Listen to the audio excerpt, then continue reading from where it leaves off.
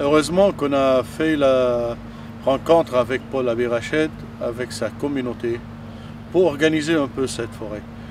Parce que comme vous le voyez ici, il y a une belle vue, tout d'abord, puis après il y a des beaux arbres, où ils sont maintenant des choses rares au Liban et même ailleurs. Et puis, en cette forêt, on devrait avoir, je ne sais pas comment le dire, une crise, ou peut-être beaucoup de problèmes. Parce que la route, elle aurait dû la couper au milieu. Et on a travaillé bel et bien avec beaucoup de gens, et avec les municipaux, avec les maires, etc., pour garder cette forêt. Premièrement, parce qu'elle est belle. Deuxièmement, parce qu'il y a beaucoup de gens qui en profitent de sa présence. Ils viennent faire une petite promenade avec leurs enfants.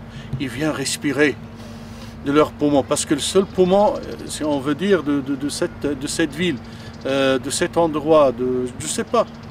Et en plus de ça, c'est l'endroit où on peut méditer. On peut méditer la vie, le bon Dieu. On peut méditer avec un livre. On va se trouver calme malgré le bruit de la vie. On était menacé par l'État et par beaucoup des associations parce qu'ils voulaient transformer cette forêt en une autoroute. C'est ce qu'on appelle dans le temps l'autoroute arabe. Donc, qui va couper 16 mètres ici la forêt. Donc, ils vont tout détruire, et la verdure, et la beauté.